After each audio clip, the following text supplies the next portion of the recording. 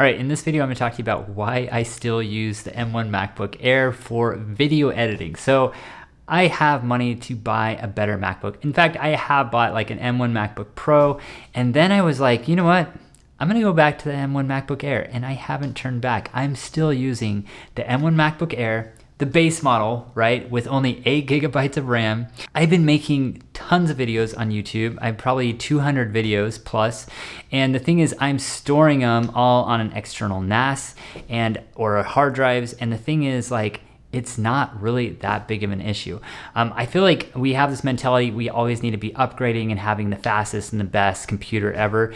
And it's really surprising like what you can do and how well you can do it on just the base model M1 MacBook Air. So here's what happened. This is the reason why I still have this super old laptop from 2020, which it's not that old, but yeah, in my opinion, it's a little bit aged. The M2 MacBook Air Pro came out and I was like, you know what? They're not that much better. They're not that much faster. I'm gonna wait for the M3. M3 comes out. It's not that much better. It's not that much faster. I was like, maybe I'll just get a Mac Studio. But the thing is, I need a laptop. I need something that I can carry around with me because I'm usually editing video. I'm sometimes at my desk over here, but sometimes in my room, I'm downstairs, or if we go on vacation, I'm taking it with me. So I really need a laptop. And it was kind of annoying having the M1 MacBook Pro just because of the size, just to kind of lug it around. I know it's not that much heavier, but when I was putting everything in my luggage, I usually carry like a small bag and I couldn't really fit it in there that well.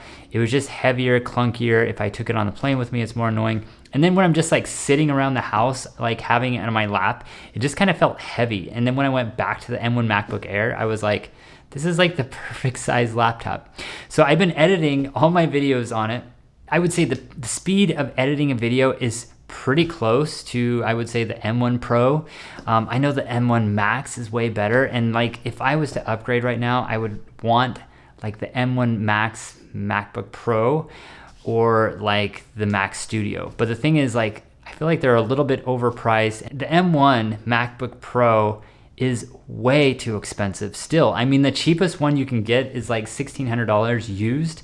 It's $1,000 more to double my speed. So I'm just kind of sticking around with this basic one. I could upgrade, but if I get the M2 MacBook Air and I upgrade the memory, it's gonna be quite a lot more expensive. And if I get the base memory, it's pretty much the same as the computer I already have.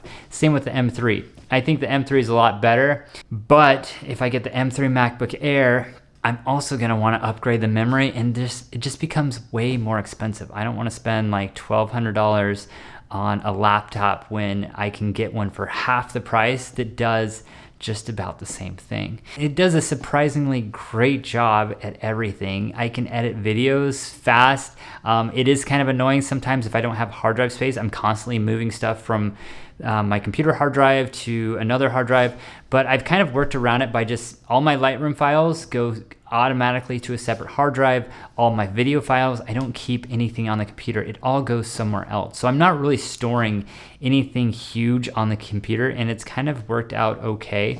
I definitely want to upgrade, but I haven't found anything good enough yet. And so that's why I'm just going to stick with the M1 MacBook Air. This isn't a long-term solution, but I think it's a great computer, and anyone who is doing video editing who doesn't want to spend a ton of money, it's a great computer to have. Or if you just want to save money and you don't want to be spending money on computers like every few months, I just stick with the base model computer, M1 MacBook Air, Mac Mini, M2 MacBook Air Mini. You don't need the latest and greatest, and you can get by with a lot less. So I hope you enjoyed this video. I hope this was helpful. Leave your comments below what you think on this. I will see you in the next one. Hope you have a great day. Thanks.